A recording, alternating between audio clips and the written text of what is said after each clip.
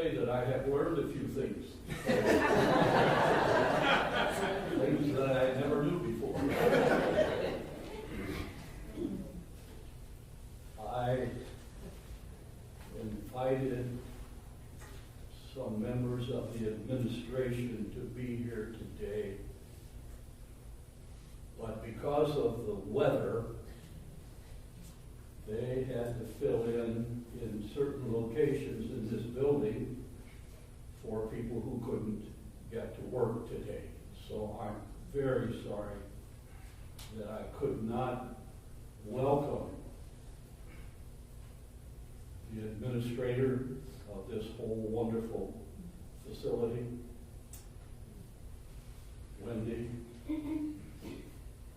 and those that work so closely with her. A girl named Kate, and Jackie is in the back, so you can turn around and see Jackie. She is one of the faithful people that we depend upon and look to for help in times of need. There are so many others that I would love to introduce to you today. Those girls, mostly girls, who make this such a wonderful place to live. And especially from December 23rd until January 31st, when Mary was in a room just down the hall over here. Incidentally, I counted up the number of days that she was there. And I was kind of astonished to notice that the number of days Mary was in transitional care, as Chris called it, totaled 40. I thought, wow, that's really interesting. 40 is a rather important number in the Bible, isn't it? And she lived 40 days in that room.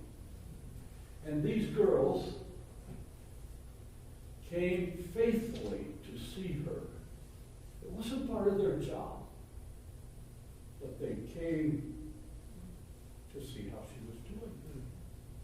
And I was there, Chuck was there some of the time, Brad was there occasionally, some of the guys, Drew and Melanie, off and on, they were there also. And these girls would come in and ask me, give me the third degree. John, are you eating well? Are you sleeping well? Yeah, I'm sleeping. Yeah, I'm eating.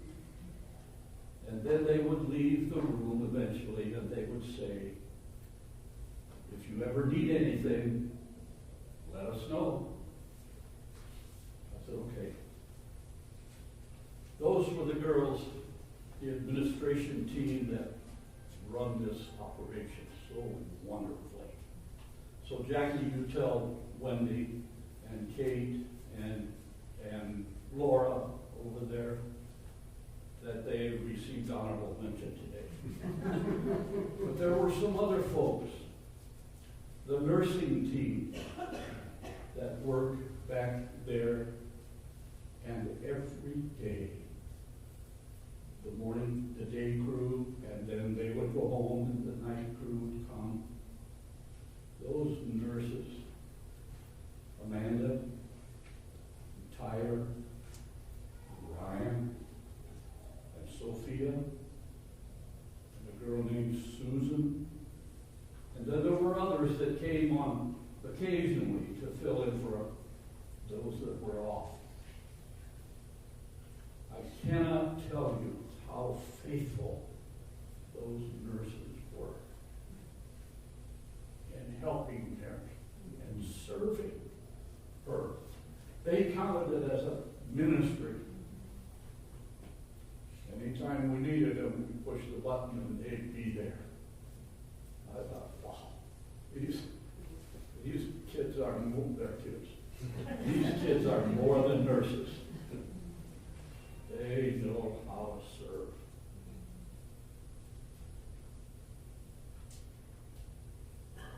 And so I want to pay tribute to them too today, though they're not here either. I don't see any of them. So Jackie, if you take word over to the nursing crew, those wonderful kids, they are so nice and so great. And when they would come and help Mary for whatever need, and when they left, guess what they said to me? Well, John, if you need anything, please let us know. I thought, man, I've heard that somewhere else before. Anyhow, those were the last days of Mary's life, and they made them so comfortable for her. I just felt I needed today to pay tribute to those people. So, as Brad has mentioned, he and I know more about Mary than any of the rest of you, and I hold number one for that. But I've chosen just a few things that I would like to share with you about her. In John chapter 6, verses 5 and 6, Jesus is up on the mountain, and the people come to him to hear what he has to say. And when he saw them, you know the story, he said to Philip, Philip, let's feed these people. And Philip said, Lord, where are we going to find food for them? We don't have enough money to feed these people. And then in verse 6, these words that jumped out to me, and I'll tell you why. He, Jesus, already had in mind what he was going to do. And I've thought about that passage for a couple months now at least. And I thought, wow, that's exactly what happened to Mary and me. Brad already gave you the details of the Edwards family that packed in a little truck and moved to Michigan so that Grandpa Edwards, for some of you people, could find a job in General Motors, which he did. And they were invited to this little church, new church, Alliance Church. They started attending there. While I was born in Troy, New York, a long way from Bernie, Missouri, gradually God knew what he had in mind. And my dad pastored a church in Troy, where I was born, then East St. Louis, Illinois, if any of you are from that area, where my brother was born, and then Lima, Ohio, where my sister was born, and finally Pontiac, Michigan, where John and Catherine Edwards were with their 7 children, attending that church that my dad pastored. God knew what he had in mind. I was only 12 then. I didn't even know girls existed.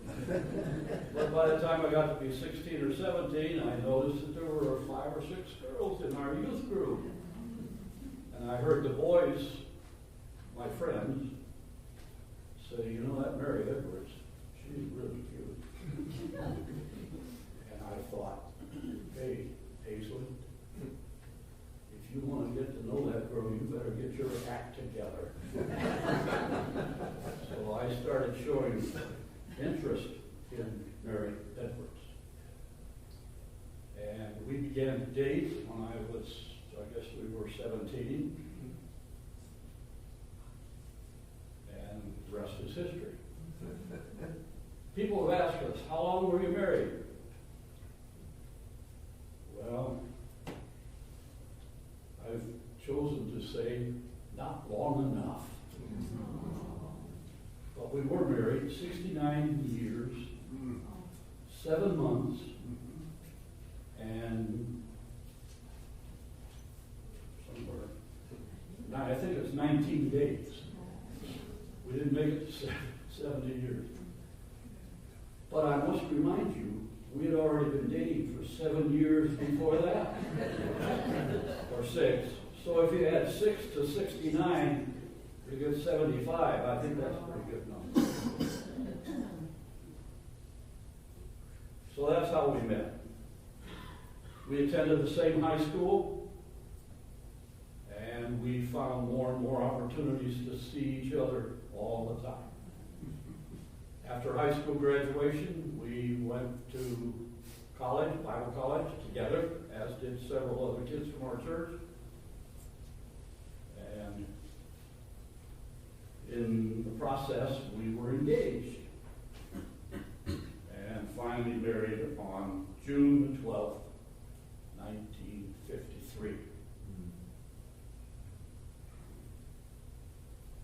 My wife, Mary, was a most supportive wife I could have ever asked for. She made me into the kind of person I am. I owe it all to her. My father died when I was 14, almost 14. And so I grew up with brother and sister and my mother. And as you already have heard, my mother and I, because of my girlfriend, did not really get along too well sometimes.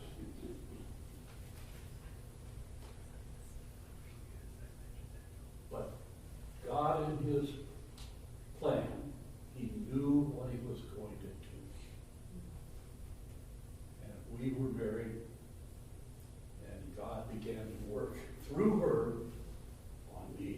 I'll give you one little illustration. Some of you husbands may have one similar to this. After we were married, one day, she said to me, "That rug over there, would you straighten that rug for me?" And I looked at the rug, the little throw rug, and the corner was turned over. I thought, what's the big deal? I don't know. So I went over and I bent over and straightened the rug. And several days maybe passed, and another time she said, "Hey, honey, would you straighten that rug for me?" Different rug. So, again, the corner was turned over, and I thought, okay, so I go bend down and straighten the rug. Well, this began to happen quite often, seemed like. Rugs were not straight, not level. They weren't, they weren't perfect. And after a while, I got pretty clever at it. I didn't have to bend over. I could go over there with my foot and straighten the rug with my toe. Might interest you to know, maybe not, that if I should come to your house today, and there will be a throw rug not perfectly straight in your house, I would walk over it without even being asked, with my toe, and not even thinking about it. Now that's a silly example, but I could give you more serious ones in which God used my wife to make me into the person I am today. Now there are some other people that had a hand in that also, but they're not being honored today. She was a most supportive helpmate.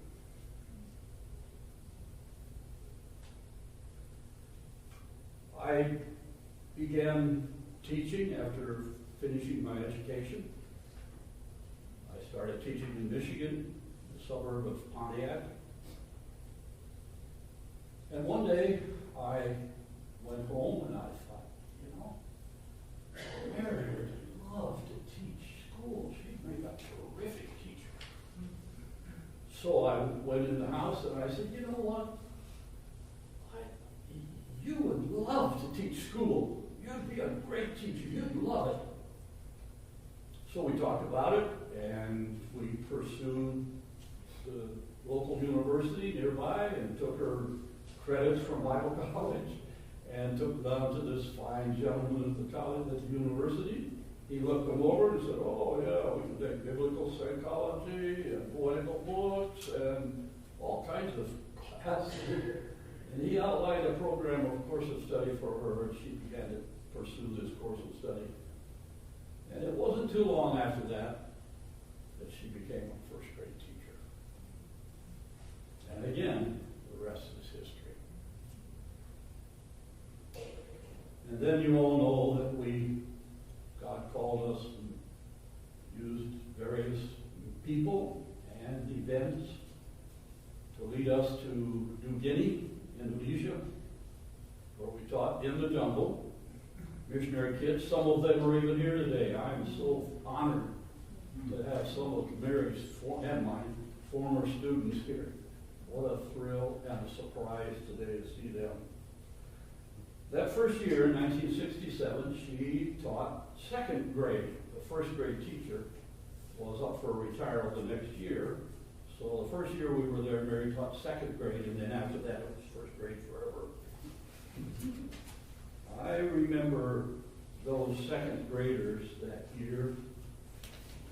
One day, during recess, everybody went on to recess, and they came back in, and under her desk, I should tell you first of all, Mary is not a keen observer or a thrill of most animals, but especially snakes. Now in the jungle, snakes abound in great numbers. Not just little snakes, but big ones. And under her desk, where her feet would go, the teacher's feet under the desk, was very neatly coiled a python. I'd estimate it was at least 10 feet long, but it was coiled. It had help to get there. These second grade boys, during recess, somewhere I come up with this dead python and put it under her desk. And she came in and saw it. Now, there are two things she could have done. One, she could have screamed and run out of there and gotten help. But if she had done that, you know what? There would have been a snake there the next day and every day after that. But Mary, as cool as she was, she came to my room next door and she said, "Hey, I need a little help. Come and see what's under my desk." And I went over there and looked. And there indeed was a very good sized python snake, curled up just like there. But because she didn't put on a show and a demonstration, the boys thought, that's no fun. So it never happened again. And then there's a little boy who finished first grade, took his report card, went home, and his father said, "Kevin, did you pass?" "Yeah, I passed." "Did everyone pass?" "Well, Dad," he said, "yeah, we all passed except Mrs. Hazlett. And she was probably in first grade."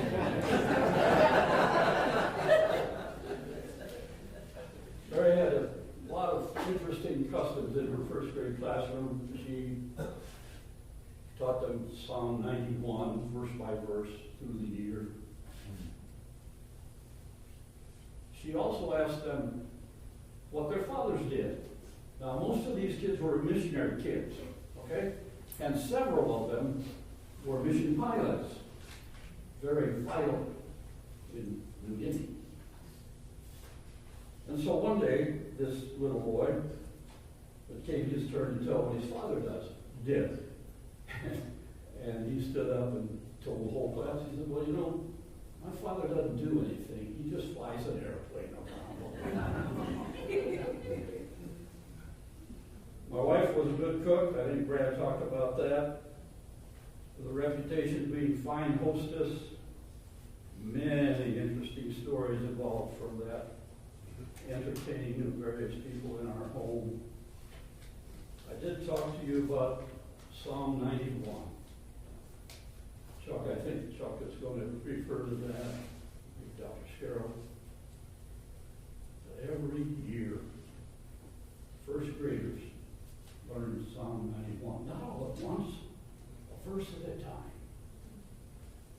Now, we were there, let's see, she taught 31 years, 30 years first grade. 30 years she went through Psalm 91. By the time she had finished all that, she knew the psalm quite well. As did she know Psalm 23. And one day, over here in the room where she spent those last 40 days of her life, I said to her when she could still talk, I said, let's say Psalm 23. Okay. So I took this Bible, this well-used Bible, one of 4 that she has just like it. And I started, I thought, well, I'll help her a little bit. So I gave her the first word of the first verse. The.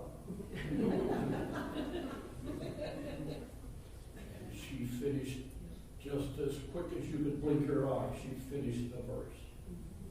I thought, this is fun. So I gave her the first word in the second verse. Again, she finished the second verse. And I don't know, it was 4th or 5th verse down there, a line. I gave her the first word, and she gave me not one verse, but 2 verses. I thought, man, this girl's mind is still pretty sharp. That was so much fun to hear her reciting God's word that she knew so well. Mary enjoyed traveling. We certainly have done a lot of that in our life, not as much as some of you in this room, but quite a bit. She enjoyed traveling. She enjoyed reading, mostly her Bible. She enjoyed playing games. And one game especially, I might as well tell you, Scrabble. She loved to play Scrabble. And you know what? I wasn't too keen on playing Scrabble. And I'll tell you why. I seldom won. My first grade teacher, wife, beat me almost every time. Now, if she was here, she would say, no, that's not true, but it is true. She enjoyed playing games, and for you people from Botwells, she enjoyed cruising up the St. Croix River, especially in the fall time of the year when the leaves were so beautiful. She loved that. The highlight of her year was any time she could spend with her grandchildren, and later on her great-grandchildren. Now, number 10. Number 10 is way in the back there. Mary was faithful in reading her Bible, as you've heard already. I'm sure there are 3 more Bibles just like this one, badly used, marked up inside with a marker. This is the most recent one. There are over 100 verses highlighted in yellow in this Bible. Chris read some of those to you this morning, today. But I've saved 1, 2, 3 to give to you for myself. The first one is in Deuteronomy, chapter 10, verses 12 to 13, and this is what the verse says. And now, O Israel, what does the Lord your God ask of you but to fear the Lord your God, to walk in all his ways, to love him, to serve the Lord your God with all your heart and with all your soul, and to observe the Lord's commands. That's what that verse says. But in this Bible, it says, and now, O Israel, Mary took her pen and crossed out O Israel, and she wrote M-A-R-Y. Mary. So now it says, and now, O Mary, what does the Lord your God ask of you? And so forth. I thought, man, that's pretty cool. And then in Romans 12, verse 17, this verse says, do not repay anyone evil for evil. You all know that verse. And she wrote in the margin of this Bible, P-E-R-I-O-D, period, with an exclamation mark after it. Do not repay anyone evil for evil, period. And then there's a verse that has become the verse for our family. 1 John 2, verse 6. Whoever claims to live in him must walk as Jesus did. That typifies my life. The one we honor today, Mary, endeavored to walk as Jesus walked. To all of you who've sent cards and messages, on behalf of my family, I want to tell you how much I appreciate those. I've read them several times. Appreciate cards and the sincere expressions of sympathy. We endeavor to make a Christmas letter every year, not faithful in getting that accomplished all the time. But in 2012, our Christmas newsletter said, Psalm 16, verse 6, the boundary lines have fallen for me in pleasant places. Surely I have a delightful inheritance. That verse was really special to us. We would count our blessings, talk about our memories, talk about our travels, places we'd seen, people we knew, and reminded that the boundary lines had fallen to us in special places. We really were blessed, and we thank the Lord for all of that. Some of you have heard me say this before, so bear with me. In the Indonesian language, as best as I know it, not very well, I never heard anyone say goodbye. Now, maybe there's a word or words for goodbye, but I don't know them. Some of you Indonesian speakers here might say, oh yeah, John, there is one. But nevertheless, for my illustration, most of the time, anytime people would come to your house, or you'd see them, you'd talk to them a while, and then they would leave, shake hands, give you a hug. They would say, sampai nanti. Sampai nanti. My interpretation of that is, until the next time. Until later. And in English we would say, I'll see you later. No, sampai nanti. So, I think in terms of Mary being gone, I'm not saying goodbye, because someday I'll see her again. And so are many of you. I hope all of you have that hope. And so instead of saying we say goodbye, Mary, we just say, Mary, sampai nanti.